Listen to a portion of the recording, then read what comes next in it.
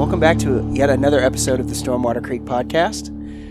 We have we're down one member today. He's moving a couch. Yep. That sounds like a cop-out to me. It's total cop-out. I think that's my mom calling. I think my mom called. I think I heard somebody vacuum my room. Yeah. So we have a guest that I'm just super excited about. His name is Bryan Hendricks, and I'm going to let him just kind of introduce himself and tell him about his background, and we'll kind of go from there. Hello, everybody. It's good to be here. I'm Bryan Hendricks. I am the outdoor editor at the Arkansas Democrat Gazette, Little Rock, Arkansas. Excuse me. And it's a unique situation, because Arkansas's got one big statewide daily newspaper, and we're it. Texas has got a bunch of them. The Dallas Morning News and the Houston Chronicle, I think it is, and the Austin Statesman and the one in San Antonio. And every one of those papers over the years had an outdoor writer. You had Shannon Tompkins at Houston and Mike Leggett at Austin. You had Ray Sasser at Dallas. And one by one, all those guys, I think Texas is left right now without a single outdoor writer at any of its major newspapers. And in Arkansas, we still have one. We've always had one. It is the second most widely read. Doesn't matter who has done it over the years. It's the second most widely read feature in the paper and the number one advertising generator. And it's, part of the dynamics of the state. It's not a very big state. About 10% of the state hunts and fishes. And, it's just a big thing. And so it's a unique situation in that outdoors really has one voice, and it's the outdoors page of the Arkansas Democrat Gazette. You do have, various, websites and chat rooms and things like that, but you've got one basic major place where people can come and get pretty dependable information. And part of that is, the perception is that I hunt and fish for a living and write stories about it, and that's kind of true. But I also cover the Arkansas Game and Fish Commission, which in this state is a big deal.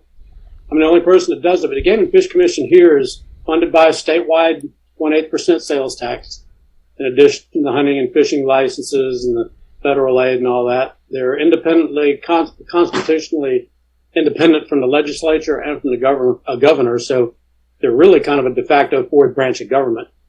Each member is appointed to one 7-year term. They can only serve once, and it's a very coveted appointment, and it's just a cool beat because a lot of news comes out of there. I've had 19 1A stories over the course of 16 years that I've been there, which is, I think, more than maybe second on the entire staff. So in addition to my stuff comes out in the sports section, but I'm on the front page a lot too. Not to mention, the front page of the state section and even the front page of the sports section. So it's really a busy beat. Yeah. And it just involves, seasons. It's like sports department at every other newspaper. We've got football season, basketball season, baseball season. I've got deer season, duck season, fishing season, all of that. And it just kind of goes through these cycles. Right now, we're in the middle of our spring turkey season here in Arkansas, and that's going well. We've got smallmouth bass fishing going on. We've got everything's going on right now. Yeah. Except for deer, Mm-hmm. Yeah. So that's just a lot of stuff to keep up with. And, one of the cool things, let me back up. When coronavirus hit, I was on Lake Ouachita interviewing a guy, he was in a kayak fishing tournament, and dominoes were starting to fall. The SEC had canceled its basketball tournament that day. The night before, I'd been watching Arkansas play Vanderbilt in the first round. They canceled it. Big 12 canceled theirs. The Big 10 canceled theirs. And all these dominoes start to fall. And within about 3 days, the sports world just shut down. The PGA canceled its tour. The Masters got canceled. NBA canceled its season. And suddenly, the only live beat in the entire newspaper is mine.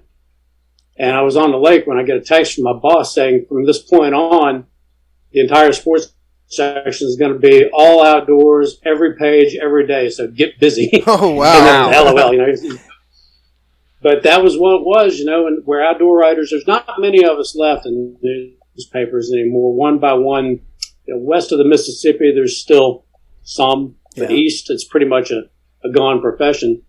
And the ones that are around are fighting for space. Well, they increased my space by 25%. I get a full page on Thursday, full page on Sunday. I do videos that go with my features. Here's another cool thing that we did at the Arkansas Democrat Gazette was, a little over a year ago, we just discontinued the print edition, but what we did was we got with our subscribers and told them, if you will stay with us, we will send you a free iPad, and you will get the paper on your iPad, the entire layout as you would see it if it was in your hands, the ads, the color. And so all these videos that I do are embedded in my features and all this kind of stuff. And so, we retained, I think, 80-something% of our subscribership that way. And so we're doing well. We're kind of an anomaly in the newspaper world in that we're actually doing well. So very interesting. Outdoors is a big part. What a great way to adapt instead of dying, is to say, hey, we'll give you an iPad, and everybody's like, okay. All right. I mean, I would prefer my newspaper that way. I mean, right? That's such a great way to do that. Well, so, I'll be up like the first time I saw it, because I was wondering about that. I was like, I don't know if people are ready to make that kind of a jump yet or not. So I'm at a pheasant hunt up in South Dakota with a bunch of people that are subscribers, and they're all older guys. So Sunday morning, everybody gets up, we're eating breakfast, and all these old guys have got these iPads out reading their newspaper, reading their Sunday Arkansas Democrat Gazette, wanting to know why this hunt isn't in the paper right then. And I was like, well, I'll do that when I'm here with you. Yeah. I'll get on that. Funny. They haven't quite figured out how to take the words from your mind and put them into the paper without your fingers, right? Yet. So, I do videos that go with all that, and, I do color photo galleries that go with. So in the past, I would get maybe one muddy black and white photo on Sunday. If anything deserves color, it's outdoors, but for sure. I don't, right? Yeah. So doesn't matter what it is, you get this one black and white feature photo. Well, now it's color, and I can get a whole gallery of them. So if you're looking at the iPad version, you get to see the entire trip and photographs. So it's great. Yeah, that's easier than printing for sure. So in addition to that, I've been in newspapers in Arkansas since 1987, and started at a small weekly in North Little Rock, and got out of the business for a while. Backpacked from Arkansas to Maine in 1987, 88. And tried some other stuff, got back into the business in 1990, and pretty much been in it. Started at a paper in Northwest Arkansas, moved to another one, and then I moved to Atlanta. I went to work for a company there, Game and Fish Publications, that publishes North American Whitetail and, Texas Sportsman and all those other magazines. I was with them for a year and learned how the magazine business works. And it was a mystery to me. I mean, I was selling stuff, doing okay, but when I actually saw how that business worked, how they make the decisions they make as to what they buy, what they don't buy, why they don't buy. I mean, they've got it laid out. We're going to put a white-tailed deer on the cover for these months because that's what people will buy off the newsstand. In August and June, July, it's going to be a largemouth bass. In April and March, it's going to be a wild turkey, stuff like that. But it's also targeted toward market areas. Like for my North Carolina magazine, I had the North Carolina, South Carolina, Tennessee, and Virginia titles. And every month I would look at this blueprint. We need a bass article for the Roanoke area. We need a saltwater article for the Norfolk area. And it just, it's like, okay. And you always wonder, well, they never have an article about such and such. And so a writer will pitch that and get it rejected. Well, there's a reason they don't print those articles, because they don't buy them. And they don't buy them because they don't sell the magazine. So I learned that in a year's time and moved back to Arkansas and got my freelance, my magazine business going. And that went great guns. I was Outdoor Life's Southern and Midwestern correspondent for about 3 years. And got to write 2 or 3 articles for them a month, which was really, really cool. And, Bassmaster and In-Fisherman and all those. And then got an opportunity to go to the Oklahoma Wildlife Department in 1998 and did that. And that was a whole different world, man. That was one of the greatest experiences of my life, to go to wildlife management agency and see from the inside how all that policy is made and how decisions are made and the compromises and how you have to craft a message to a real diverse population and how you have to really, really, really watch every single word that you write so it can't be misconstrued. Yeah, it's going to be picked because everybody's apart. always reading between the lines. Yeah, and, got to do a little TV and a little radio as part of the magazine there. And, I was there for 2.5 years, almost 3 years, and that was probably like getting a PhD. It was one of the greatest experiences of my life. So got a chance to go to Missouri, to the Missouri Conservation Department, which, paid more money, quite a bit more actually. And my job there was to be managing editor of their magazine, which at that time had a circulation of about 520,000, which was huge. And, I handled the business into that, paper contracts, printing contracts. I handled the actual business of the magazine. So I got that experience. And I was there, kind of I was in a retirement path. I had a nice office. I was happy, everything was going great, and everything was cool. But I'm from Arkansas, from Little Rock, and I got contacted out of the blue by a couple of people saying that the position at the Democrat Gazette was about to open up, and would I be interested in it? And it's like, well, 10 years ago maybe, but I think that ship has kind of sailed. And I just, my wife wanted to come back here. My kids wanted to be close to, they were all here. They wanted to be here. And I thought about it. And I went, it was Super Bowl Sunday, 2005. And it was the Patriots and the Eagles. I'll never forget it. And I drove down I had to get away from everybody and think it out. Drove down to south Missouri to a place called Crane Creek. And there's a trout stream down there that has a very unique strain of rainbow trout that lives in it called the Mcleod Creek rainbow. It's originally from California. They had to dump a bunch of them into the creek that some businessmen had shipped in back in like 1908.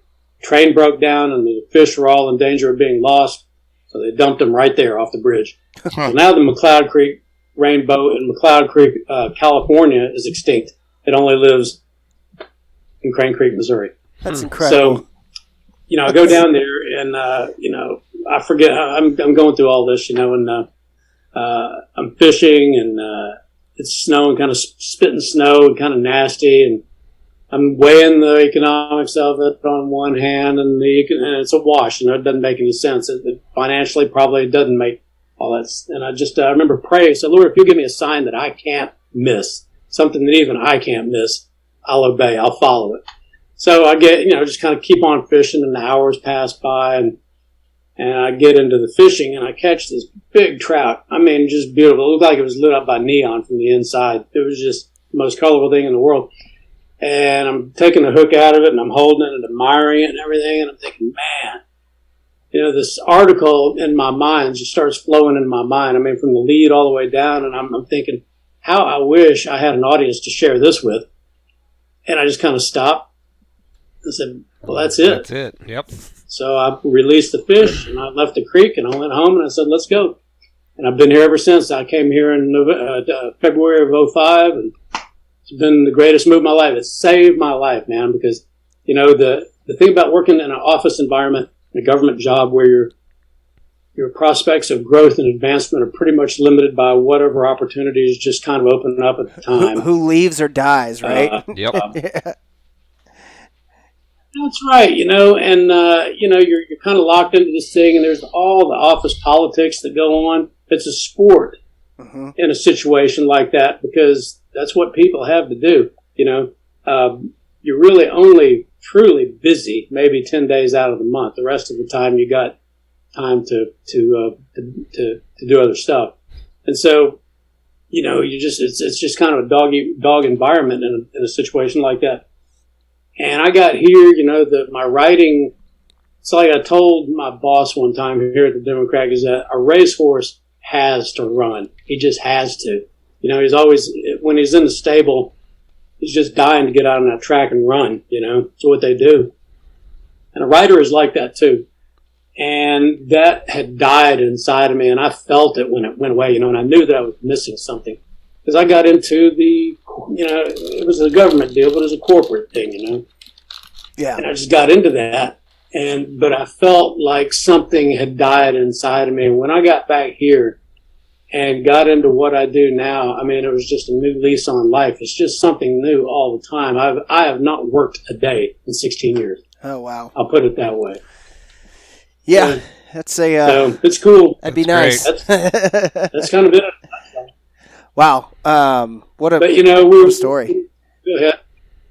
I was to say I kind of am envious of that, and that's one of the I think the reasons that this podcast came about was that we all kind of, we have jobs and we like our jobs, but we really like the outdoors a lot, and I think that I'm definitely jealous of that for sure. It's work like anything else, I'm sure, but it's work that you can kind of get behind a little bit. You're working for yourself in a lot of ways. Well, it's really cool in that it's unsupervised. I don't really have anybody telling me what to do. I mean, I've got my deadlines on Wednesday afternoon and Friday afternoon, but sometimes I'm assigned to do something. If, somebody will say, hey, did you hear about something going on at the legislature or whatever that involves your beat? I mean, that's the only time that ever happens. The rest of the time it's just, getting it in on time so nobody questions where I go. Yeah. For what I do, and one of the cool things about covering the Game and Fish Commission is so much news comes out of there. We were talking about the 19-1A stories, but there was a situation there one time. I had a manila envelope arrive at the paper for me at the front desk one time, and it was handwritten. I have no idea who it was from, but it was laying out the facts of 2 game and fish game wardens getting cited in Mississippi for hunting turkeys without hunting licenses. Game wardens, law enforcement guys. Well, it wasn't just 2 game wardens. One of them was the assistant chief of law enforcement. He was in line to be the guy. Oh, man. The other one was the National Wild Turkey. Good story. Yeah, the other one was the National Wild Turkey Federation's Officer of the Year. And black guy in so that it's like, okay, so I start to follow up on it. Yeah. So I start making calls to follow up on it, and they tell me that is a personnel matter, that it's not subject to Freedom of Information Act, the State Freedom of Information Act, and it's protected, and they're not going to release any information about it. And I'm thinking, well, that's crazy, it's so I call Mississippi, and I get whatever I can from them, and, they're kind of ticked off about it because they've been hung out to dry. But they've got a little bit. They've got the incident reports and stuff like that. And I wasn't getting anywhere with it. Finally, I called up a member of the Game and Fish Commission and said, look, this is crazy.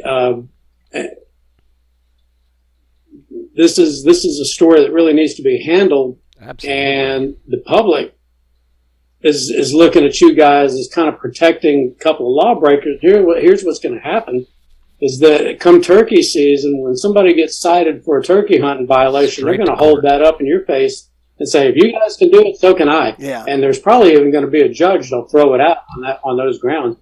Absolutely. And so the whole agency is going to be held responsible for it. And he said, you're right. I've been thinking the same thing. And I said, well, here's the way it can be handled pretty gracefully. I said, if y'all will just give me access to everything that you got on this, rather than, we can do it one of 2 ways. We can do a story a day for 2 weeks and just trickle it out, and it's going to be there. We can do one big story and get it all out there. If you guys can show that you've held these people accountable, I think the public will be satisfied with it. Yep. So that's what we did. They opened it all up, and turned out that the number 2 guy in law enforcement was demoted way down to running the youth shooting sports program. And the other guy was demoted and sent out to the field. He was not ever going to be promoted again. They didn't stay in the agency very long after that. That was one of them. There was another one where, there was one where a guy that had been convicted of some hunting violations called me one night, poaching. And he said that because when they when they get people like that, they confiscate their firearms, whatever they get confiscated at the time that they arrested them, and they auction it, right? So he wanted to have an opportunity to buy his firearms back at the auction, but they wouldn't tell him where they were. Nobody seemed to know where his guns were. So I said, well, that's weird. He said, yeah. He said, you're the last person I can turn to help me find them. So I said, well, give me some time. It was the same sort of thing. It was a personnel matter, and none of this information was available to the public. I said, that's crazy. They wouldn't do it. I filed 11 different Freedom of Information Act requests to get that information. Finally, they got kind of snotty at the end. I don't know why you keep bothering with this. We're not going to give you anything. So finally, I called the guy back up. I said, do you happen to know or remember what the serial numbers on those guns were? He said, yeah, I've got them right here. I said, okay, give them to me. So he gives me the serial numbers of the firearms. And this time, I filed another FOI request. Not on that, but on any information, tape recordings, documents pertaining to these serial numbers. And so they kicked it straight to the state attorney general. And the attorney general sent him back this letter saying, how dare you all deny a legitimate Freedom of Information Act request on such flimsy grounds? You people ought to be ashamed of yourself. And, I wish I still had the letter, because it was just read him the right a slap. That's awesome. So they had to release it, and sure enough, here we go again. This was the chief of law enforcement, the head guy, and his assistant. I think it was the chief and assistant chief. I'd have to go back and look. But they had taken these guns out of an evidence locker, hunted with them, killed game with them, and then posted photographs of the internet with these illegally obtained firearms with game that they did. So same thing. Those guys got kicked out too. Stuff like that. And that's not the first time that it's happened. Oh no! That's they just got caught that time doing it. That couldn't have been the first time that occurred. If it weren't for a reporter, whether it be me or the guy that was before me or the guy that was before him, if it weren't for a reporter being there covering this stuff, nobody would ever know it. Yeah. So that's one of the reasons it's a cool beat. And it's, at times like that, it is a hard news beat. Yeah. So it's a lot of fun. I get to go hunting and write about it and take pictures and do this and that, but there's also that element of it. So it's pretty serious. It's a lot of fun, man. Really. I was gonna say that part of it's a lot of fun. Yeah, too. Doing that investigative work is, I'm sure, a lot. Kind of satisfying. Very satisfying, especially at the end of that when you're like, you get a letter from the state attorney going, what are you doing, and then you actually kind of pull all that together. You quote win. Yeah, you win. And not just for yourself, but for an individual who probably, and I apologize if you said this, I just was kind of in awe of the story, but did you say that he get his guns back? Yeah, he got his guns back. Yeah. Good. Nice. Did the state do a do right? I'm not sure how that happened. Yeah, they were like, here. That's a poacher that got his guns back, but True. they were just as much in the wrong as he was. Yeah, absolutely. So, speaking of poachers, you had told me about a story about the Kansas, the district attorney in Kansas announcing they're not going to prosecute or pursue charges on poaching cases. Well, no, that was in 1999. Okay. And Kansas's deer herd was really starting to grow, and Kansas was very restrictive on non-resident deer hunting at that time. It was very, very hard to get a non-resident Kansas deer tag. And, people were getting really frustrated because they thought deer were starting to get overpopulated and overrunning. And I'm trying to remember now the exact detail. This was in 1999, and somebody's prominent daughter died or got very seriously injured in a car collision with a deer. And this district, it was Coffee County. I remember that, Coffee County, Kansas. The district attorney there, the county attorney, announced, I was right, it was an article I did for Outdoor Life, announced that he was not going to prosecute any deer-related charges in Coffee County. And man, I mean, but it ended up getting Kansas to kind of loosen up a little bit, you know, and make it a little easier for people to come in and harvest a few deer. So it did some good. I mean, I think it was kind of a game of high stakes poker, you know. Yeah. But yeah, it worked. You know, an interesting story. Yeah, that's incredible. Speaking of Kansas, I bought a point in Kansas this year. All right. So that was I'm playing the long game there. I think probably 3 or 4 years. I'm gonna try to go up there and shoot a Kansas deer. We'll see. We'll see if I can get a draw tag. All right. You know, it's $27, man. Can't beat that. Get after it. Yeah, I support you. It's better than staying on the 737 duck call website. You got my sickness. I've got I was about to say both of you mutants just buying duck calls. I'm like, how many duck calls do you need? Really? All of them. You know, Two. The answer's all of Two. them, like the guns. No, I want. You only need 2 guns. Record scratch. Yeah. I'm lying about that, obviously. If anyone who's listened knows me, yeah, I'm very much lying. There's 2 in my truck right now. Break into the house and find out. Yeah. Anywho, I had a guy over across the river call me back in December, I guess it was, and he invited me out to deer hunt. We'd been trying to get together, and it was just finally, this is the day I can do it. And so he says, well, come on out. And we were looking at, time and I don't know if you've ever had one of these feelings of when you wake up in the morning, you just know whatever the situation is, that today is the day that whatever my thing is really going to work out. It's just, you don't even worry about it. In the zone. And it was one of those things. I was on a day like that where, I took my time getting over there. I stopped and got a barbecue sandwich halfway, and he's calling me up, where you at? I'm on my way. I'll be there.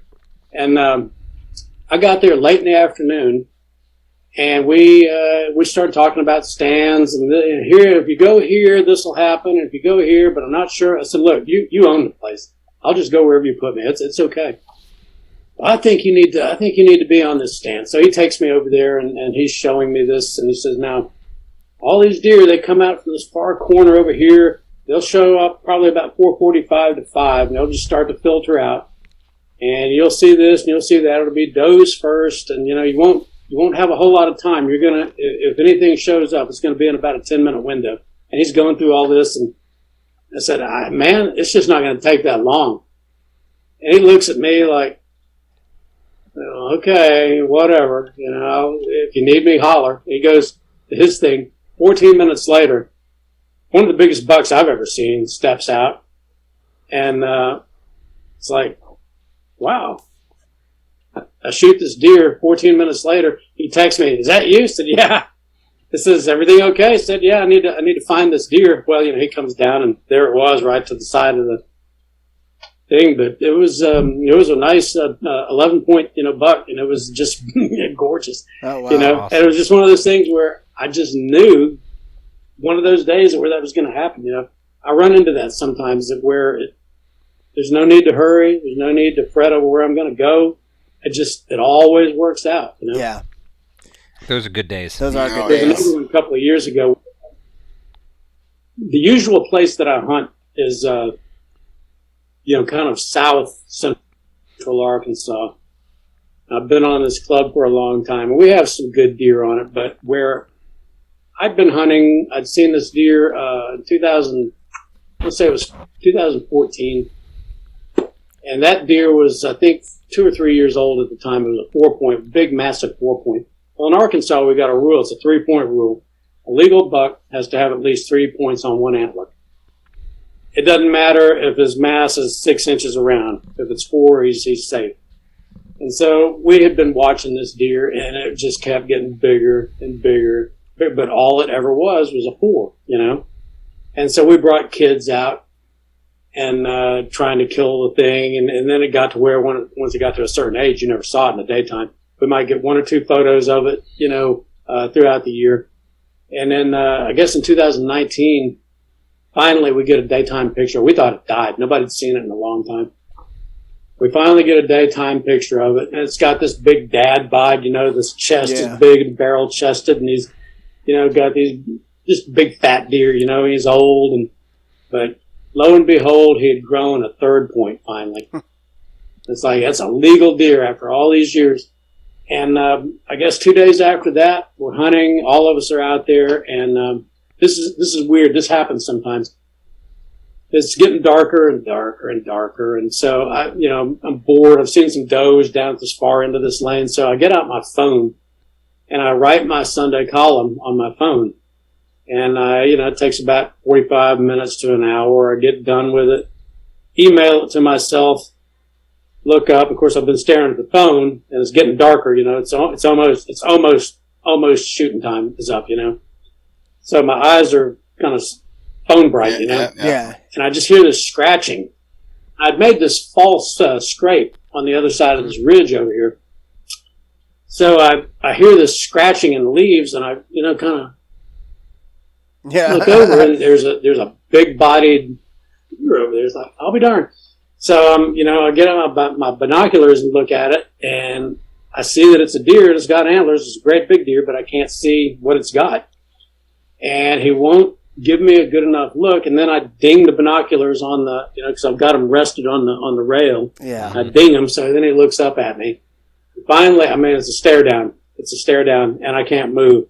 And finally, he kind of turns his head, and I say, it's that deer. It's like, oh, man, this is it. So I raise up, and, and we had that deer aged. Our deer biologist in Arkansas said that the oldest that he had ever aged was 8 years, and this one was older than that. He guessed it to be at least 10. Oh, wow. Didn't have a tooth in its head. Old deer. But it was it had a 3-point on one side and just a great big cow horn spike on the other. It was one of the coolest looking racks. Weird antler genetics. But that's all it was. That's awesome. Yeah, we've got a little. But he's got a bunch of bratty kids running around. Yeah, spreading those genetics. He's got a bunch of bratty kids. Yep. Yeah.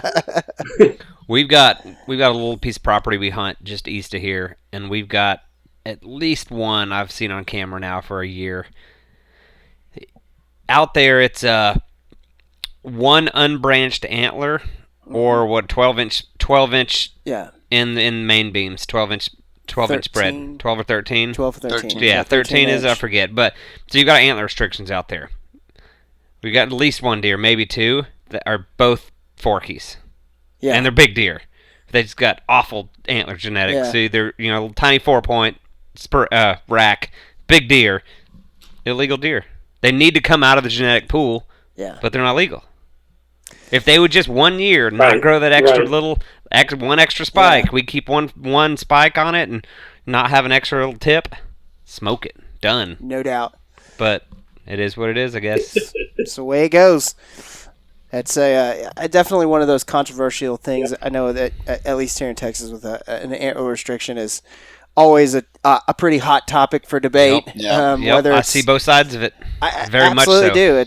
I can't say one way or the other, to be honest with you, because people out in that area just smoke anything that walks. Anything, it's brown, it's down. Yeah. So I understand the antler restrictions to try to rebuild a nice population. But to rebuild a nice population, you need to cull some things that have bad genetics. Crap. Yeah. And this is one of them. But, like you said, one of these years, he's going to appear with a smooth spike on that head, and he's going down. They've got some zones here. They've got some zones here where they've got antler length, like 15, like if, 12, 14. If it's 12 inches, one 14-inch antler or 12-inch spread, it's legal, or some zones have 15 wide and 18 long. If they would do that, you could take care of deer like that. Yeah. Yep. That gets does muddy the water. Judging the antler restrictions is pretty easy, because it's just for width, because out there's as long ears. as ears at alert, just outside the ears, you're pretty safe. Yeah. But the length, man. How would you go about aging? I'm not aging, but how would you go about kind of judging a deer with tine length as opposed to tine, instead of rack width? Basket width. That's kind of the problem that you run into, is that even though I've seen a lot of deer, I'm only now to the stage where I think I could do that. Yeah. And when you have, I'll give you an example. I got to hunt on Will Primos' place back in 2018, and that was his instructions was, 5-year-old deer, 7 points or less. And I got with him and said, look, man, where I hunt, I don't see deer like that. What do I look for? Yeah. And he says, well, you're looking really kind of for body. Mm-hmm. He's talking about the dad bod thing, he says it's just going to have a look to it.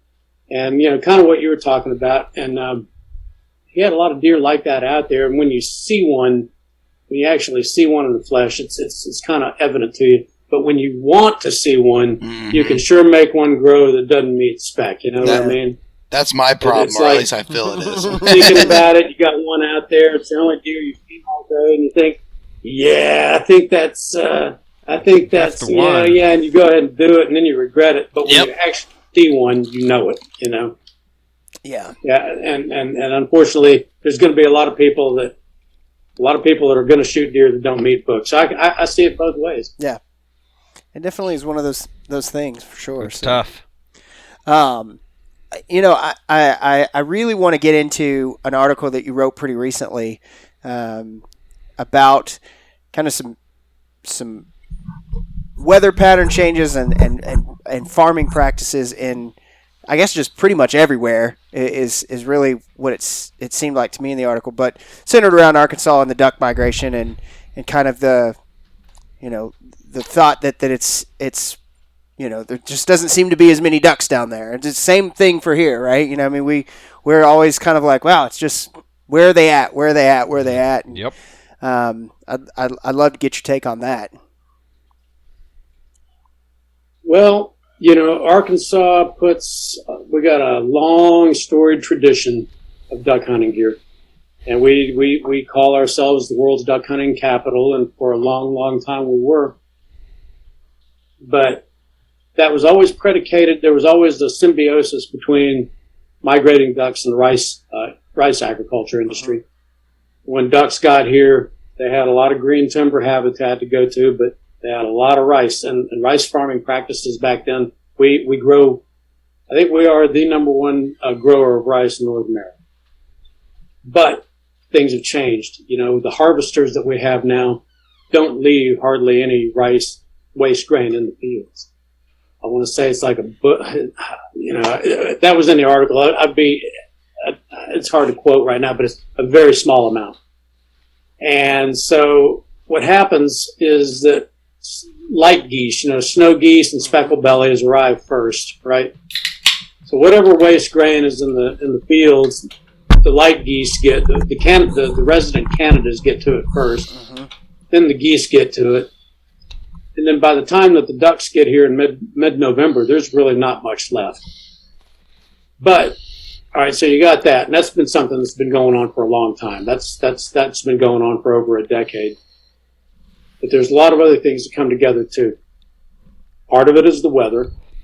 It's proven. It's proven that ducks just simply aren't coming south. It has nothing to do with agricultural practices in Missouri and Iowa. They've taken advantage of the trend, and they're doing things. They're making ducks very welcome up there with the things that they're doing. But that alone is not what's keeping them from coming down. It's just not getting cold enough in the north and staying cold enough long enough to push them down. Then you add these other things onto it, and what's going on. And I wrote this a year ago about keeping track of the numbers of ducks killed in other places, and the number of ducks being killed in Saskatchewan and Manitoba and around in there, eastern Alberta, is not that huge of a number, but it's getting to be. And what they're killing up there is the young ducks. That's the young of the year ducks that'll come to the mojo decoys, and they're just shooting the crap out of them. The dumb ones. Well, those are your ducks. Those are your ducks that are not conditioned to fly to Arkansas. So what we're getting here is your older ducks. The ones that actually make it down are the older ducks, and of course they cycle out of the population.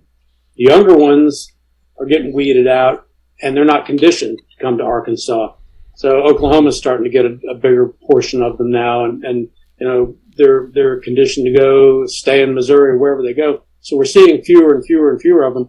And even though in Arkansas we kill more mallards than any other state, if you look at the harvest data that goes along with that, more hunters are having to work harder, spend more hours afield to get that same number of ducks. So your effort, your number of hunters and your effort is increasing. Get same product. See what I'm saying? Absolutely. Get the same result. For sure. So diminishing return. That's And interesting. so Arkansas is kind of, I think, living in the past as far as that goes. They're thinking that if they get the Green Tree reservoirs in good shape again, that's all they're going to need, and it's going to take more than that. They've got to do something, whether it be incentives to encourage rice farmers to leave a portion of their crop in the fields, a bigger portion of it, whatever it takes. There are just too many elements in that puzzle that have changed the entire equation, and I think that the duck hunting culture here, the duck hunting elite, just has it in their mind. We're Arkansas. We've always been. Yeah.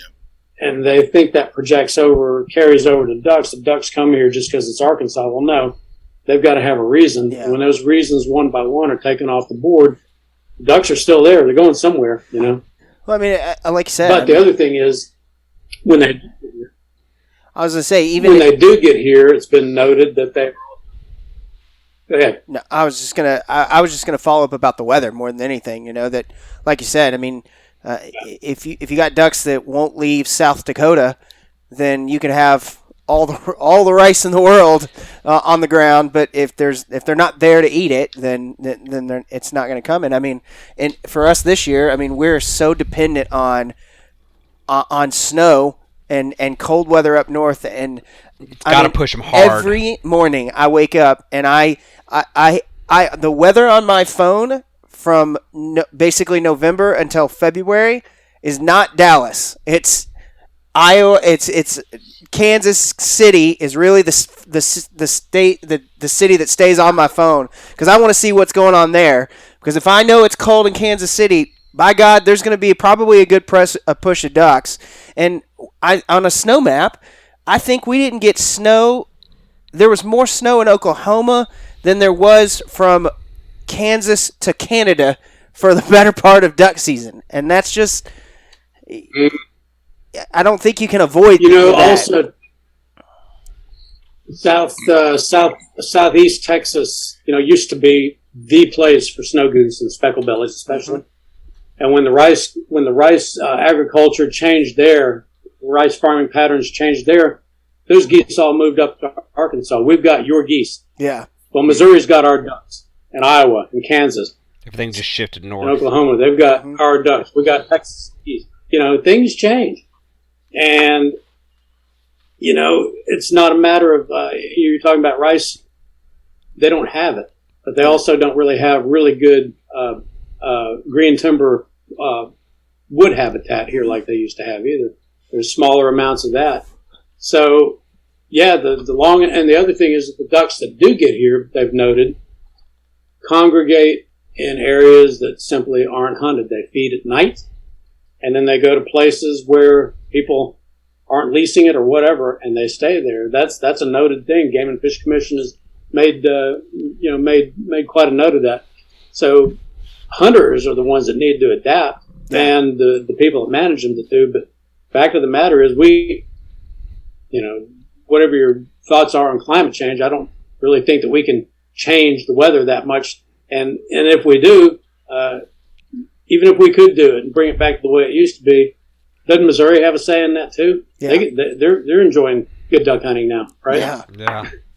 I mean, exactly. And I'm with you. I mean, I think it's such a weird, climate change is such a weird topic because you just get these such, diametric opposition arguments. Well, and being an outdoorsman, you see it. Be discussed rationally. No. Yeah.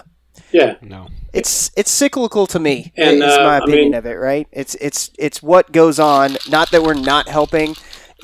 Human beings are probably contributing. I think the question is that's like, to what degree are they contributing? The Earth moves through these cycles. We're going to see these cycles. Are there things that we can do to mitigate our effect on it? Absolutely. But, what it's cost are you going to do that? line on what's what. Exactly.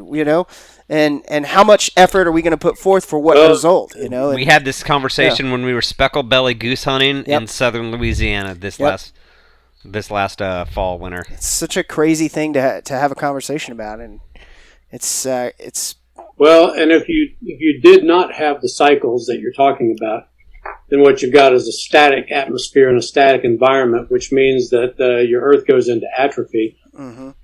And everything dies anyway. You've got to have those pulses. Yeah, you know, probably so. So we may be suffering from ducks, but something else is blossoming and blooming. So yeah, like I said, I think it's just one of those things where we just have to bide our time out. Like I said, it's adapting, and I think the more people who are involved, and the more people who kind of understand that you're not going to be able to do the things that your dad did, you know, to go out and shoot ducks on a consistent basis. You're going to have to find a new way to do it. You're going to have to find new ways to go and do it. But we're probably shooting better deer than they were. Yeah. Mm-hmm. Like people talk about, you know, before I deer hunted, shooting seeing a buck in general. Yep. Any decent buck was rare. Every time we roll through Abe's old hunts when he was a kid, he talks about when he was a kid he never saw any deer, and now he's everywhere. On the side of the road. I spent years of my life in the woods on huge swaths of land and never once saw a deer. Not one time as a kid did I see a deer, and now they're everywhere where I grew up, and that's incredible. You know, and I'm not, you know, I'm 37 years old. You know, I'm not 80, where it's like, wow, back in the 30s. Even though I guess it's back in the 90s now. Yeah, and you know, Texas has got other issues. All kinds of. Texas has got issues with quail. Oh yeah, quail's bad with turkeys and. Yep. Jordan here is our resident quail guy. It is here too. Yeah, I decided to start rehunting quail this year, and it was probably the worst time to ever start. Get it while it's. What seems to be good though, sand bass. Yeah, sand bass are good, doing well. Are not struggling. I'll tell you that. But yeah, I'm fascinated. Arkansas is one of those places that I feel obligated as a duck hunter to go there at least once. But I'm just so. And that's what you hear. I mean, that's what everyone says. You know, you got to go. You know, just to experience that green timber, to experience a timber hunt, and have those birds come through those trees is like nothing else I've ever. Have you ever done it? No. We've hunted. Have you done it? No. No, I've seen it on YouTube. Come on up sometime. We can do that. You know, yeah. We'll hold you to that. I was thinking about, you know, when I was a kid, when I first, you know, I had my dad and a couple of elderly uncles took me out. And at that time, you know, Biomeda Wildlife Management Area is our big place, 36,000 acres of green timber here. And it's world famous. And when I started hunting, you know, there weren't that many people out there. It got big in the 90s. But at that time, you could go out and work flocks of 200 and 300 mallards and have them all sit down on you. Now. And nowadays, that doesn't happen. You know, you might, if you're in the right spot, you might get 20 or 30. But when they swing over, somebody over there is going to shoot at them over the treetops. So, you know, you're looking at landing. Yeah, you're looking at getting a couple of ducks here and a couple of ducks there. But still, it is the coolest thing in the world to call some down and have them, you know, trying to dodge the limbs on their way down. And actually, sometimes, if you do everything just right, you've got to dodge them because they're on their way down. They're on top of you. And, I mean, I've actually hit them with my gun barrel, you know, and, you know, somebody calls a shot. It's just neat. You know, there's nothing like it. Yeah, that's definitely one I've and it's all got to mallard. do. Yeah. Just all those green heads. Yeah, well, I think it's good. It's not, you know, the experience has changed, but it's still a cool experience. Yeah. I mean, and obviously just the, you know, and that's one of the things that I think we're all pretty adventurous in what we're willing to go and do. And I think I feel like the cycle of what it takes, as we're this group as a group of people who are very willing to just wade out into the abyss of something, you know, and let's just make a bunch of mistakes, right? And let's do it all wrong and figure that out, and then do it better the next time and do it a little bit better. And so, you know, I feel like We don't not succeed for work. No. We not succeed for lack of planning usually. Yeah, exactly. or screwing around. That's the fun part of it being an outdoorsman. We try real hard. And I feel like trying to get up to Arkansas is one of those things where we kind of need to get there and see, because, I mean, there's, I know that and keep me honest here, I'm pretty sure that the state has regulated that you can't scout for ducks right before duck season on public land now. Is that correct? Like 5 days or something like that? No, that's not true. Okay. No, non-residents are limited in the number of days they can hunt. Okay. When the season starts, there's certain days. We got a 3-segment duck season, and non-residents can hunt 10 days in the first segment, 10 days in the second, 10 days in the third. But other than that, the scouting part of it's really not affected. So there's no shutdown of like getting in and out. Okay. I thought I'd seen something like that. No. But I guess maybe that was just a proposed rule change or something that never actually. No. The scouting part of it is you have to be out by, I think, 1:00. Okay. Or noon. Okay. So you can't scout in the afternoons. It gives the woods a chance to rest. But yeah. You're talking about getting out and doing things wrong and everything, and that's really kind of part of just learning to hunt. Mm-hmm. That's kind of part of it. A lot of us kind of bypass that part of it by hunting a guide who shows us, or hiring a guide that shows us how to do things, where to go, what not to do. But I've always enjoyed doing just exactly what you're talking about, of finding a place on a map. Yep. And getting out there, taking your waypoints, finding out that place wasn't worth going through. Yeah, this is a waste of time. Yep, that's our world. But it was so much fun. Yeah, we did that a handful of times this year. But on your way back to your truck, you decided to take a little detour. Yep. Mm-hmm. Because you heard something going on over there. You saw birds flying or landing, getting low. So you take a little detour and walk about 800 yards, and you find a honey hole that nobody else knows about. Yep. Because nobody can get to it. Yep. Man, we found some honey holes that's too. How you learn stuff, We found a couple of honey holes also that are closer than you expect. Like people walk past them. Like we've found a little mallet hole on a lake here that everybody walks past. You sit on it and you get 1 or 2 flights pretty quick, and it's over. But nobody hunts it because it's too close to the parking lot. Air quotes. They're not going to be here. Yeah, there's no way they're going to be. This is the parking lot. Yeah, it's too close. Like, nah. Yeah, we literally sit there and look at the parking lot and talk about guys showing up late. And, we'll be sitting there. We'll get there early and make sure we get the spot, and you can see cars driving up. We say close to parking lot. It's not like 50 yards. It's a few hundred. Yeah. But you can see guys driving up and parking like, all right, everybody kill your headlamps and flashlights so they don't know we're here. Yeah. We don't want to give our spot away. So like, everybody be quiet. And they walk past us. All right, then we get back to jacking around till sunrise.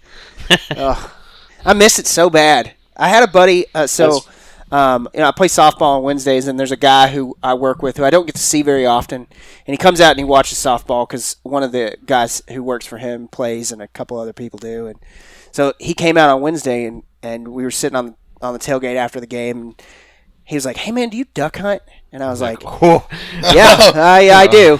He was like, "Man, I got to go to the coast this year, and I'm addicted to it." And I was like, buckle up, Buttercup. Yeah, I get it, bro. It gets a whole lot worse. Yeah, I was like, I hunted about 3 days a week, every day, every at minimum. 3 to 4 days a week, every week of duck season this year. And it's just like, yeah, man, I get it. We hunted from the Panhandle to the coast. Mm-hmm. We hunted waterfowl in 2 different states. And it's we're looking to add a 3rd and maybe a 4th this year, so it's quite the addiction. Come to Arkansas, and I'll take you to our good public spot, and we got a boat. Even experience it. Yes, we got a boat, so we're not helpless. Huh? Yeah, we got a boat if we need it. Yeah, we can do that. We will hold you to that. Places like that I walk into, and I've got spots like that in Missouri too on public land.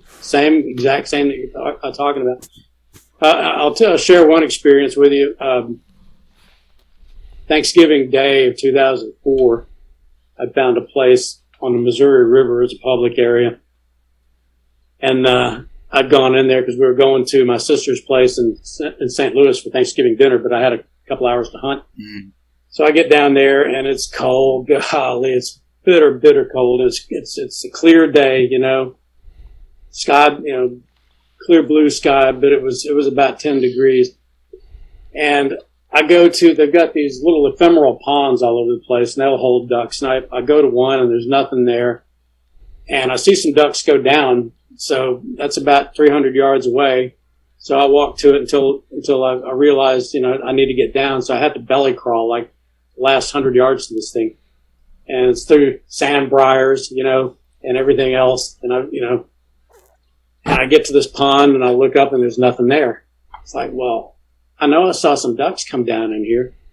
So I'm sitting there just kind of scratching my head, and I just see two shadows go, oh, it's over there. There's another one, like another 300 yards away. So there's nothing between me and this pond that those ducks landed in. And I have to crawl pretty much the whole way through it. And sandburrs, you know what I'm talking about. Yeah. Oh, yeah. They're all in my cuffs and all into my, you know, elbows and, you know, my gloves and everything. And it's so cold, I'm holding my gun, you know, doing this bit. Yeah. That my fingers kind of get clawed up, you know. Mm-hmm. And I get to this, as I get closer and closer and closer to this pond, I hear the quack, quack, quack, quack, quack, quack, quack, quack, quack, quack, quack. And I say, oh, they're here. And I get closer and I can see, you know, this mass of black on this pond. And I get a little closer and a little closer, and there's a mallard right there at the edge of the grass. And I pull that grass back, and I'm looking right in this mallard's eyes, and there must be 600 ducks on this pond. Oh, my God. And I jump up, and I yell, surprise! I fall over on my ass. I fire off 3 shots, and I get 1 hen out of all that. Oh, my God. I have to walk back, you know. Yeah, we often... You know, but stuff like that, that's what it's... Oh, yeah, those are great stories. I so enjoy those types of things where you have that happen. I mean, and it's just, I wish more people would understand the joy of what it can bring to you to kind of have those things happen and to go through those things. And you know, I tell those stories to my wife, and she's sitting there, and after a while, she looks at me and she goes, "That sounds terrible." Yeah. Like, because I'm like, man, we busted through ice, and we're standing in a lake, and it's 3 a.m. and there's no one else out there, and man, it's just the most beautiful thing ever because you watch everything wake up and the birds start flying and all this. And she's like, all I heard was there was ice, you were wet, and it was raining, and it was terrible. Like, yeah, you had a waiter problem pretty bad this year. Yeah. I did have a waiter problem really bad. I had leaky waders this year.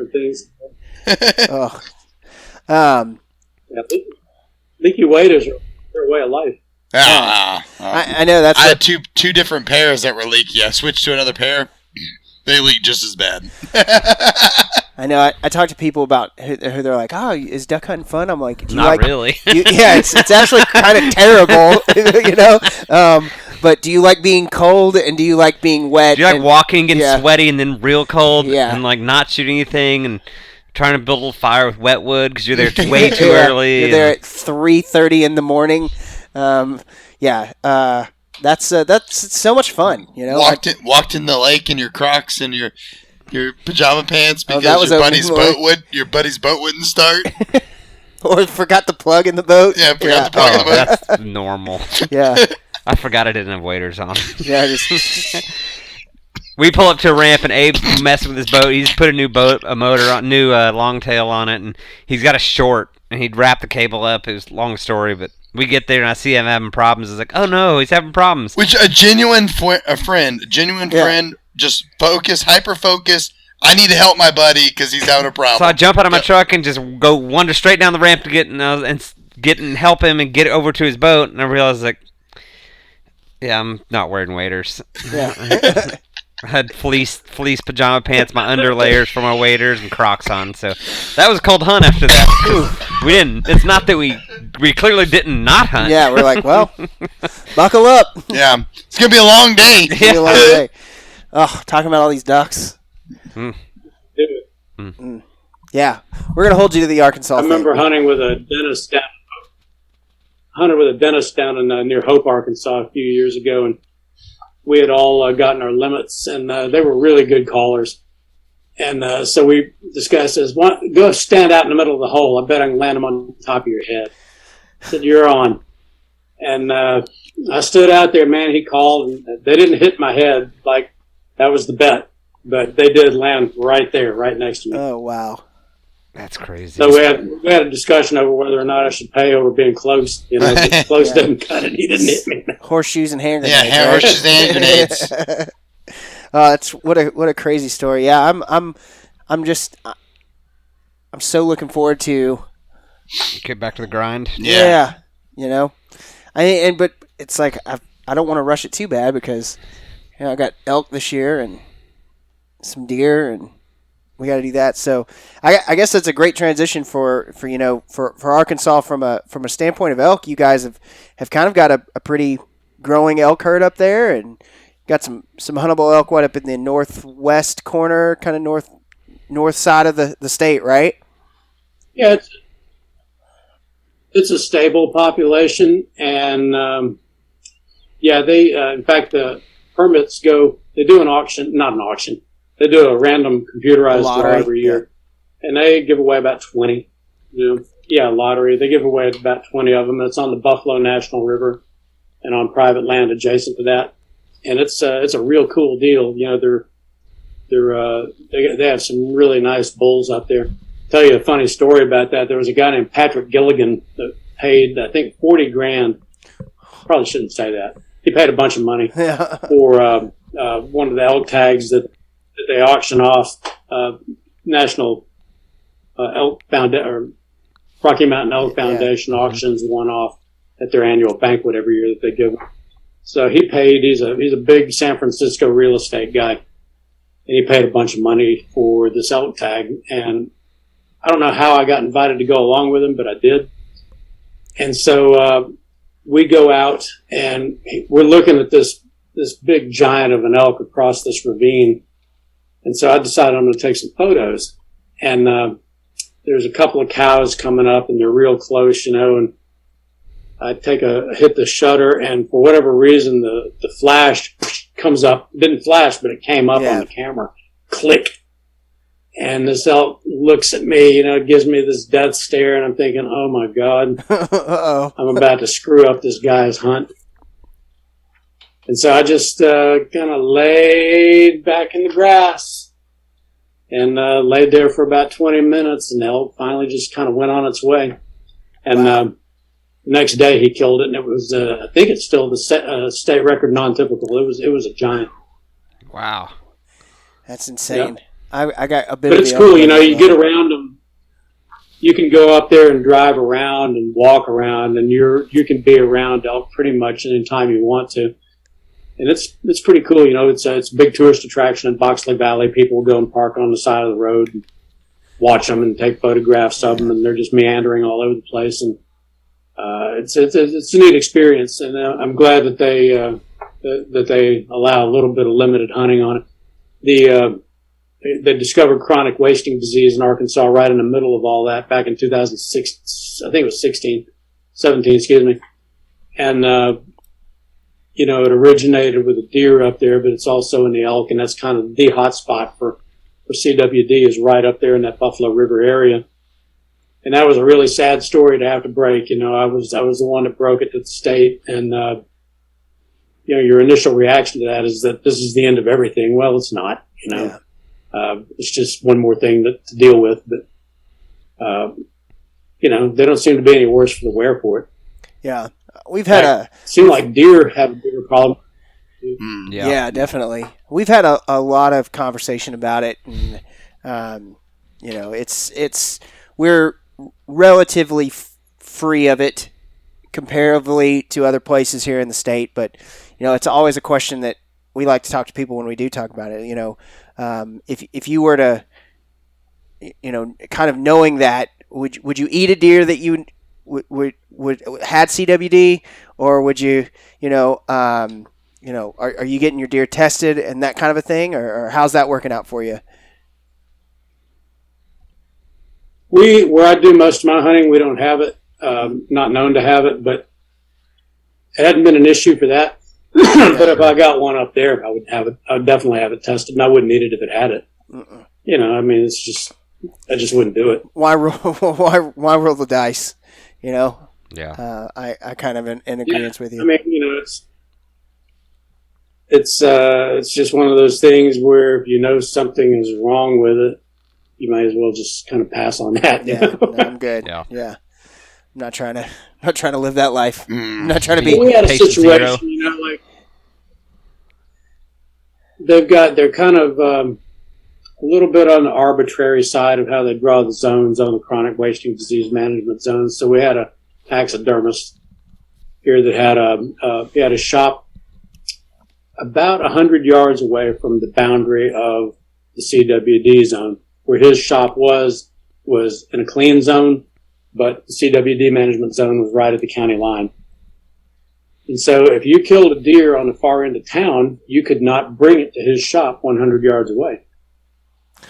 Wow. So that's crazy. He bought a piece of land on the other side of the thing there and put a refrigerated truck in there, and he set up, and that's just one of the things that the unintended consequences of having to deal with something like that. It affects a lot of people, but they don't want it spreading around. I mean, that's kind of how it gets spread around. Like Lyme disease was the same way, of humans moving things around. Mm-hmm. That's how it accelerates. Yeah. No, I mean we've seen it in the state where people moving. For us, it's mainly inside of captive deer and behind high fences and the captive cervid industry, and almost every single instance of it circulates around that moving around, transporting those deer back and forth between places, and that's typically how it gets out, and so it's one of those things that's definitely got to be cautious about, but what are you going to do about it? It's can't do much. That was one of the things back in 2001. It was I wrote a story for North American Hunter about Frank Bastian, who was a neuropathologist at Tulane at the time, and he was the one that made a lot of headlines by insisting that it was a chronic wasting. He'd done most of his research in sheep, right? So his background was in scrapie, which was the sheep-borne variant of CWD, but it's the same disease. Yeah. And he swore, and still does, that it was caused by a bacteria that was transmitted through, hay mites, fly stuff. And he's an interesting guy to talk to, and he said that in controlled situations that he had actually cured it with tetracycline. Well, I mean, the guy's a PhD in neuropathology. That can't be replicated in a wild environment. And for whatever reason, I've never really understood why he's been pretty much dismissed by the wildlife management community. James Kroll has got a lot of interesting theories about it. Mm-hmm. And he's really making more sense than just about anybody. And I did an article about a year ago with another professor of neuropathology at Harvard, Laura Manuelitis, who's done a lot of research into it too, and everything that she's come up with runs counter to what the wildlife management community is saying about CWD as well. And so then it becomes a battle of credentials. And yeah. Do you have any examples? That makes me very curious. Like what is she seeing running opposite of what is she seeing running opposite of what management organizations are reporting?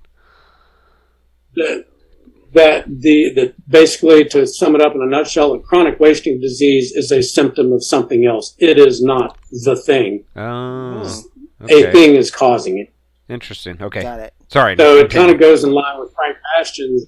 Yeah, sorry, no, it goes. It's consistent with what Frank Bastian's theory about the spiroplasmosis being the bacteria that causes chronic wasting disease.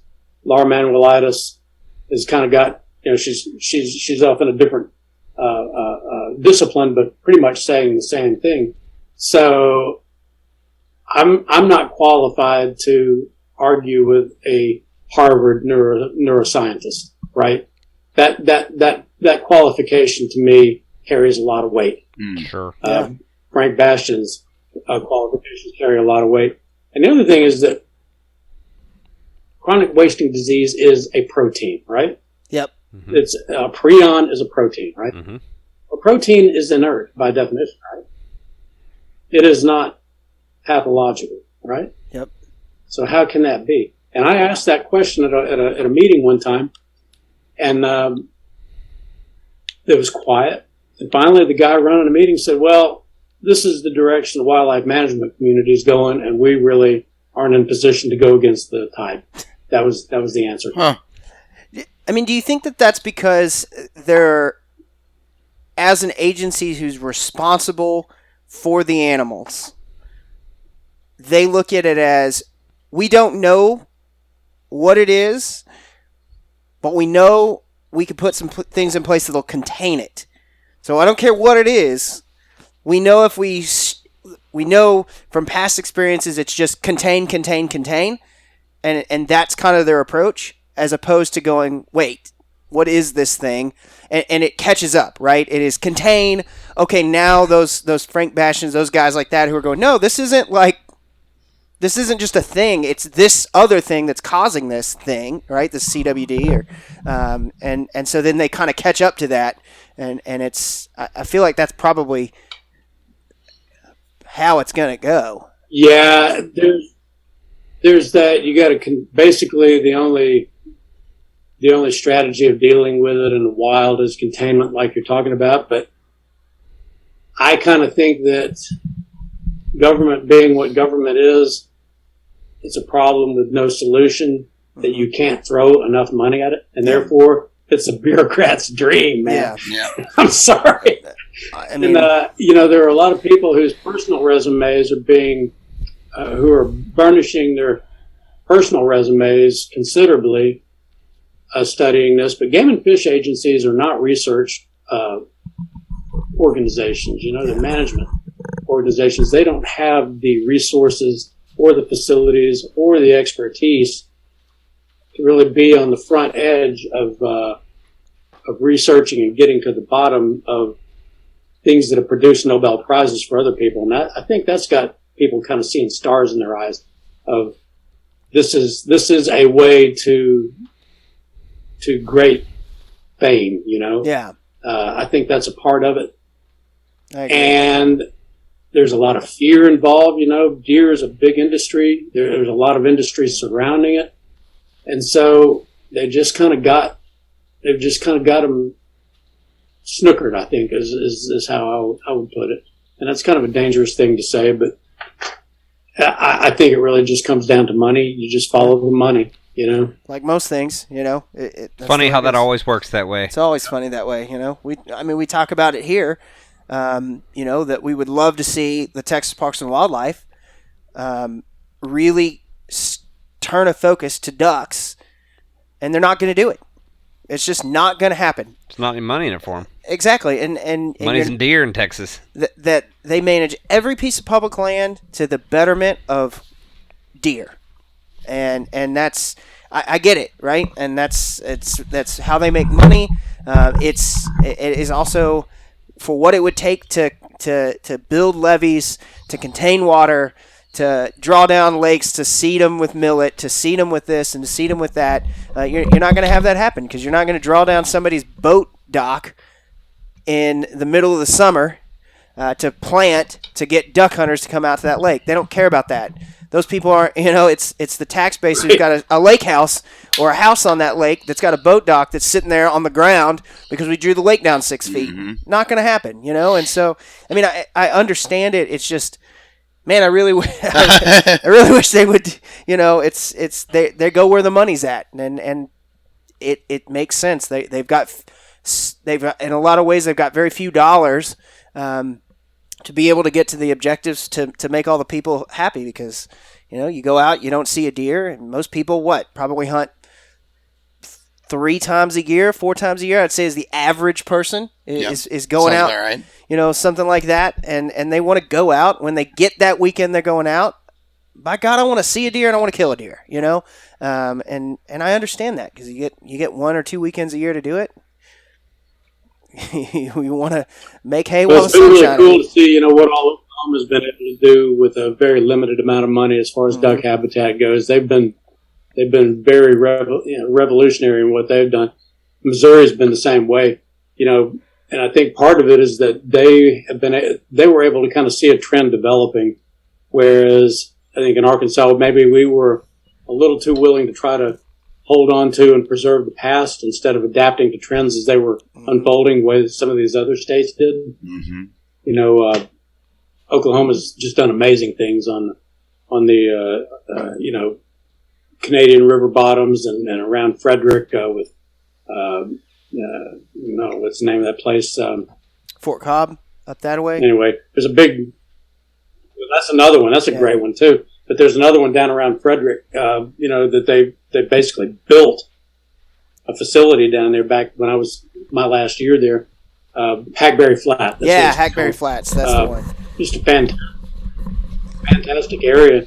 The Deep Fork and all that on the Canadian River and up around Caw and all that stuff. They don't really talk about it too much, but it's world-class stuff, and the word is starting to get out a little bit. But like I say, I think they saw trends developing and were kind of on the front of that wave, whereas Louisiana, Arkansas, Mississippi, the traditional duck hunting hotspots that had what they had, maybe were a little too slow to react. And I don't know what we could have done, otherwise, because once again, we're at the mercy of the weather. Mm-hmm. I mean, like I said, that nobody has control over that, and so I'm just, it's an interesting time for sure. I mean, I feel like there's a lot of, it's just a shift, like you said. I mean, I think a lot of people view it as, man, it's over, it's done. It's not over. You just can't go to spot A. You got to go over here to spot B, right. And that may be a little bit more inconvenient for you, but that's ultimately what you're going to have to do if you want to have those animals, because the duck population as a whole has not gone down. I mean, I don't feel like that's the problem, right? We're not seeing fewer ducks because there are less ducks. We're seeing fewer ducks in the places that we hunt, and so exactly. It's one exactly, and there's no fewer hunters after them either, and that's part of it too, because people want to go where they are, and that's kind of different from turkey hunting, which turkey hunting is my thing. Last year with COVID, we had, I don't know, a lot more hunters out than usual, and it affected the way we did things, but turkey hunting is one of those deals where it's kind of hard to be successful at it off the bat. So now it's gone back to the way it used to be, hardly anybody out there, same number of birds, hunting is better this year, the experience is better, but with duck hunting, nobody gave it up, there's still just as many people doing it now as there were 10 years ago. I heard a rumor that last year that the turkey harvest rate was up 100% year over year. Did you hear something similar to that? No, not here. It's not. Well, in 2020. No, we hit. Oh, I don't know that. 2020 spring turkey. Spring 2020. The harvest numbers for spring 2020 were. That was right when the lockdown happened. Everybody said, "Screw it, we're going turkey hunting." Yeah. I'd heard from in Texas. Maybe it was in Texas. I don't remember where. I kind of heard that, but I don't remember where from. That was from Annie. We had in Arkansas 2003. We had our record, which was 23,000 turkeys, which for y'all was nothing, but for us it was. And we went down to in a very short time down to around 8,000, and now we're hovering around 9. And that's not very many birds, but a lot of people gave it up. But that's kind of where we are, You guys are mainly It didn't go up right? any 100% here. Mm-hmm. You guys are mainly eastern turkeys? What? The species up in Arkansas is mainly eastern? Yeah, that's what we... Yeah. I've had such... That's right. Eastern turkeys have been turkeys in general have, but Eastern turkeys especially have just given me the slip. I can't seem to get around them, I can't get in front of them. I passed on a Rio Jake just because I wanted to, but. Yeah, and it's when I was in Oklahoma working over there, they hold the Eastern turkey in such high esteem, and back then I was just getting into it, so I didn't really understand it. So I learned to, I'll tell you a funny story. A guy that, in 1999, a guy that I worked with took me on my first turkey hunt over in Canadian County down near south of El Reno. And it was just fantastic. It just went down the way it should. Birds came off the roost, but we didn't get one. But that's what lit my fire. Yeah. And I believe the date was April 20th, 1999, I think is what it was. So I leave. I've got this old basic model Nissan pickup truck. It didn't even have a radio in it, not even an AM radio, no accessories. So I don't have any way of knowing what's going on in the world. So I have to stop. I'm wearing camo. I go to the OU library to pick up some photos, University of Oklahoma library. And I walk in, and the place goes dead quiet. And people are looking at me. A few people kind of slip in among the bookshelves, and this librarian guy comes over and he's stuttering, stammering, and he's, can I help you? I said, yeah, I'm, with the wildlife department. I'm here to pick up a photograph that y'all have waiting for me. Oh, thank God. Yeah, come with me. So he takes me and gives me my pictures, and I go out the door, and nobody's saying a word. I get back to the office. When I'm in the library, the Columbine massacre is in progress. Oh my God! And so those kids all thought that I was a copycat, and I was mortified. I called the librarian up and apologized. But from that day on, I don't ever wear camo. When I leave the field, I get into street clothes. Yeah, because it was a bad deal. Yeah, it's crazy those kinds of stories. But yeah, I learned to hunt the Rios over there, or that was my first exposure to them, and I just never, I didn't understand Oklahoma's obsession with Eastern turkeys. They got that little strip in southeast Oklahoma, and that's where everybody liked to go, and it was just Eastern all the time. And I got over here, and I figured it out. That's kind of what I got. Well, I got to Missouri and learned to hunt. That's where that happened. Yeah. And it was hard not to be successful in Missouri in 2003, 4. Because they were at the peak. So I killed a few there and thought I was pretty good. And then I moved to Arkansas and realized I wasn't worth a damn. It took a while to get these Arkansas birds, but I've done well, and it's just turned into my thing. It's just what I do. I love it. In fact, this book that I've got coming out, I just finished it, called St. Thomas Cathedral. It's kind of a memoir, filtered through the prism of turkey hunting, and it goes through these years of growth and learning, but also a lot of personal stuff that mixes in with it. I hope y'all be able to get your hands on it fairly soon, because it's a really, I think, a good book. We'll look for it for sure. Yeah, definitely. I'll definitely read it. You also have another book, A Guide to Backcountry Travel and Adventures. What's that about? Yeah, I wrote that in '99. In fact, that's what brought me out of Atlanta. Got a contract to write that book and came back home. And it's not in print anymore, unfortunately, but it has every single public area in Arkansas, the directions how to get to it, what mileages are from major intersections or cities or whatever, whatever the thing is. But it describes all these places in terms of kayaking and canoeing, fishing, hiking, mountain biking, and rock climbing. And so I actually invented a lot of the real popular mountain biking routes in the Ouachita and Ozark National Forest, just to have something to put in that book. Those are now established mountain biking routes. And Arkansas has become a big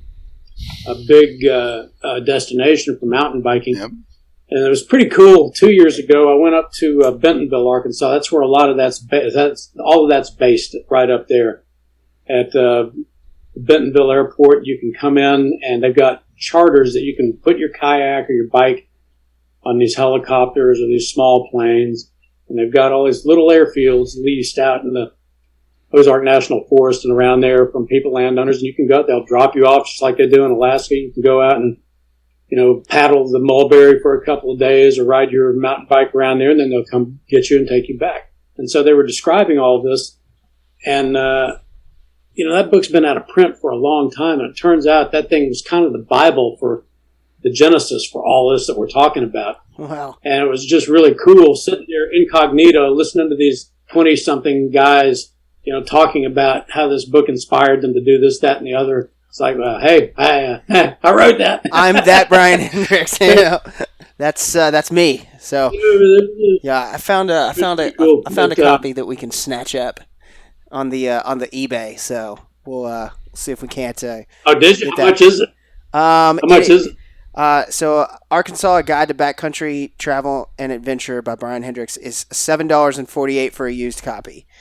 So, yeah. There's a bunch here. Here's one for $25. Mint condition. Mint for $25. So Mint. you can maybe track it down probably on eBay if I don't buy the copy that's up there. Well, you need to buy it before this comes out. So I think I can handle that. I can swing that. Are you sure? I can swing that for sure.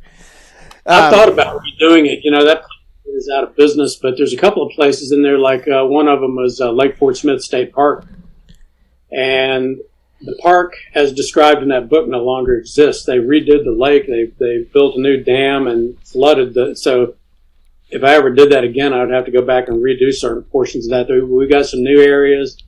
Places like that would have to be totally redone, but pretty much that'll get you there. You can take that book and pretty much drop yourself off anywhere in Arkansas and get to any of this stuff. Hunting is not a covered activity in there, but fishing is. And we covered trout, smallmouth bass, all of it. It's I like neat. that. That's pretty cool. Another thing that we like to do up here, I mentioned stripers earlier, and I think Jordan kind of nodding his head. Yeah. I love me some striper. Every year, about February, the striped bass in Lake Ouachita and beaver and Bull Shoals do a fall spawning run up the main river tributaries. They don't actually spawn, but they try to, because they try. And so we will take jet boats up there into the skinniest water that you can get into. You're going over shoals where, you're basically just going over wet gravel into one hole and after another and catching striped bass up to 50 pounds in water that's shin deep. Oh, wow. And it is That I sounds landed awesome. one. I think the biggest I ever landed was 19 pounds on an ultralight rig with 6-pound test line. Oh, It was cool. that is what's And I was in the middle of. I'll tell you about that day. That was 2009, and I was in the middle of. I had cancer at that time, and I was in the middle of chemotherapy. I had a bottle of chemo in my shirt pocket right here, and I was deathly ill from pneumonia. And that's what I told my friend. Is that, hey, man, I'm dying, and if I'm going to die somewhere, I'm going to do something I like, so let's go fishing. Totally. And so we go out, and I catch this big fish, and a couple of days later, I'm in the hospital, getting treated for pneumonia, but I got through it, but stuff like that. People talk about the healing power of being outdoors, and that is one thing that you can't overestimate. When I got sick, I would sleep under my mounts. They were actually in the living room at the time. I had, some speckle-bellied geese up there and everything. And I didn't feel, there was a period of time where I couldn't really do much, but I would sleep under my mounts to get motivation, to have some power come through me to live, to get better, to be able to do that again, Mm-hmm. Yeah. And I didn't miss any work. I kept writing. I was still able to do stuff, but it was all on phone, Yeah. And I had a guy named Sheffield Nelson that kept taking me turkey hunting through all this, and I got my first big Arkansas gobbler, hunting with him down in southeast Arkansas during all this. And I tell you what, like the striper I was just telling you about, where you got hooked up to chemo fighting a fish like that. It's like that keeps you going, Yeah. And anybody that's ever been through that is an avid outdoors person, will tell you the same story, man, that it's medicinal. It is empowering. It is inspiring and invigorating. It's life-giving, man. It gives you something that nothing else can give you. You can't bottle it. It's true. I can't really explain it. It's true. Yeah. I mean, I know that we've been fortunate enough to be involved with a couple different organizations like Cocoa Outdoors, who takes, veterans who are suffering from PTSD and that type of thing, and give them an outlet for, tying flies, building fly rods, fly fishing, hunting, and I've seen it happen in a handful of different organizations with people from cancer to PTSD to whatever. Being outside, it'll cure you. I think there's a lot of reason that people who in the 1800s wanted to get away from the East Coast and move out west because it was a healing source for them. You look at John Muir. And he left a pretty prestigious job to be able to kind of just get out of it all and to bring himself back to life. And that's truly inspirational. Something that you've gone through like that, and had the outdoors to kind of help you out. I hope a lot of people could kind of borrow from that and understand that that's something out there that you should maybe take up. Well, it's really a nice thing to be in a position to be able to share that with people, because there are a lot of people out there suffering from a lot of different things, whether it be cancer or diabetes where they can't get around much anymore, or whatever it happens to be. And the promise, the potential of being able to get out and do something that they once enjoyed and they want to do it again, that's one thing. But I also get a lot of email and text and things from people that can't do it anymore, and they know they'll never be able to do it anymore, but they can still live it vicariously through the stuff that I do in the paper. Mm-hmm. And that means a lot. Yeah. That little bit of something on Thursdays and Sundays is what keeps them going. It is very humbling, and it really just kind of justifies, to me, makes it just all worth, what I do.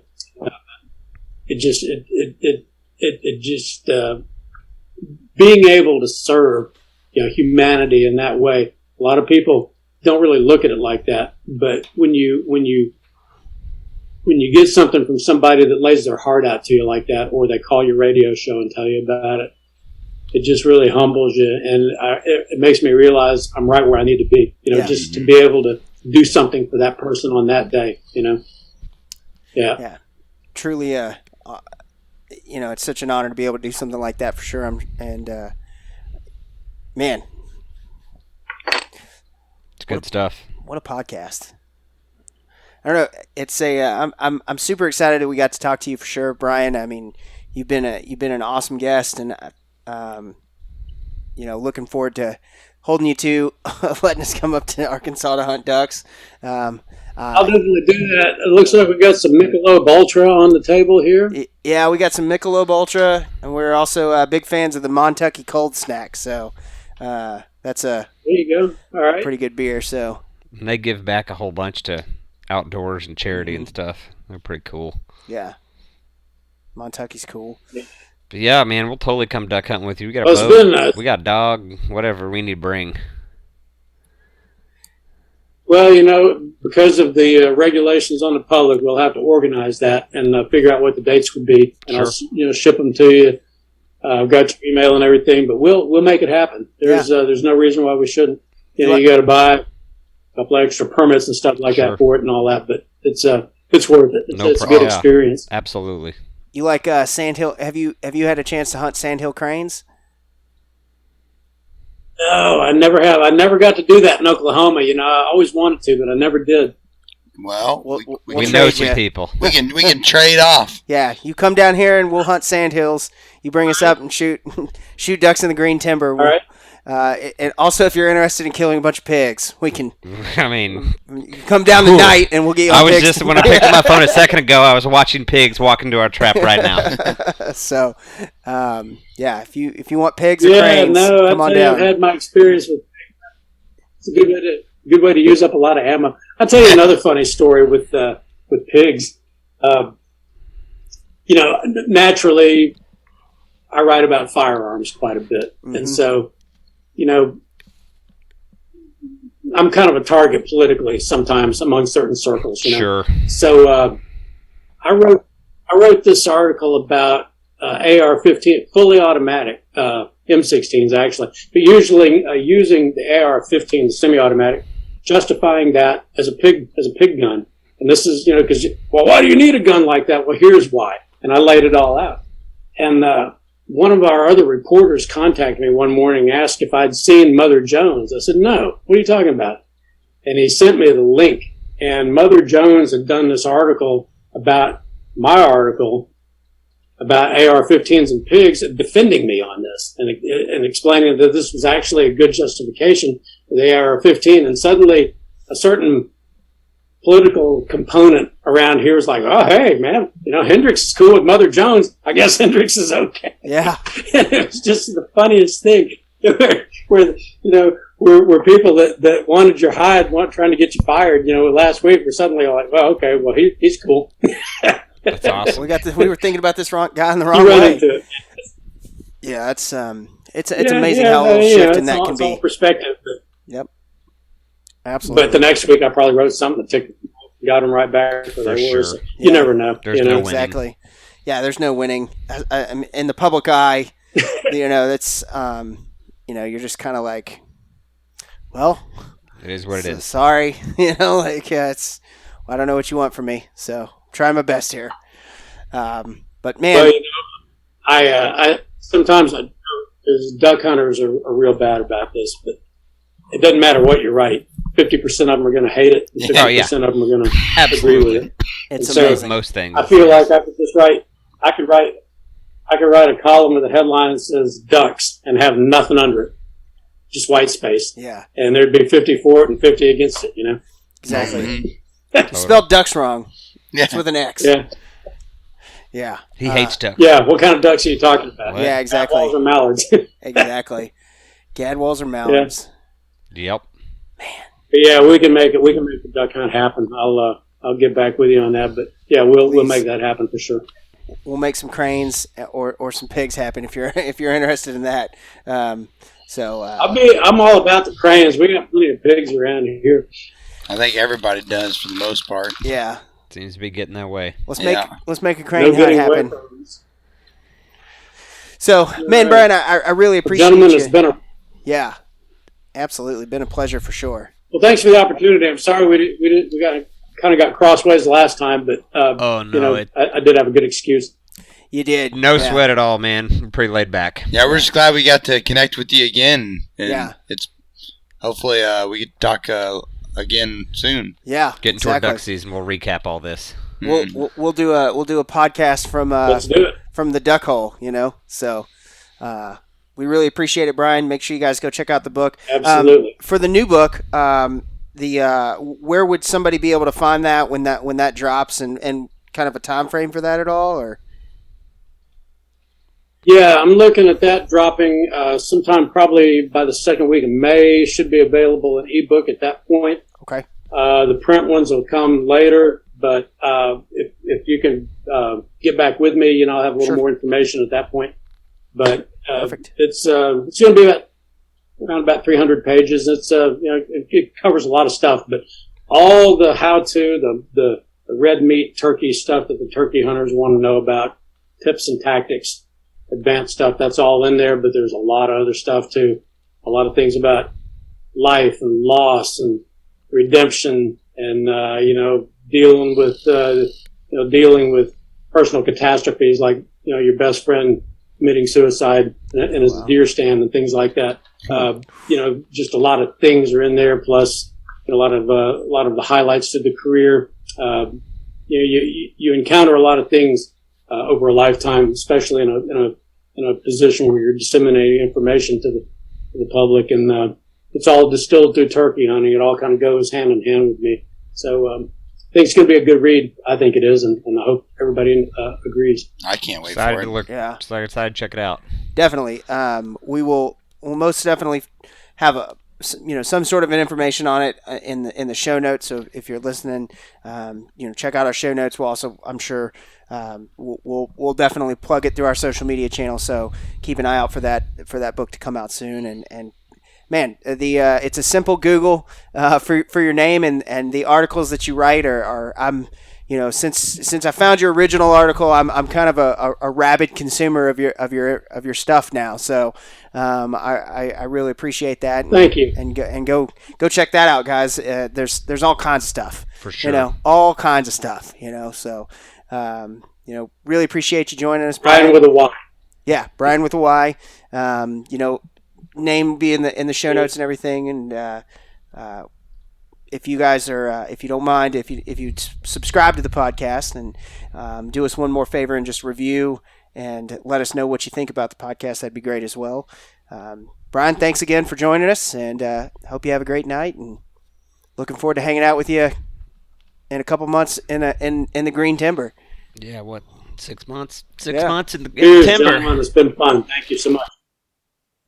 Stormwater Creek is the best. Grinch, the captain. Aim, the helper. Jordan, the problem solver. I hope you like Stormwater Creek. Stormwater Creek.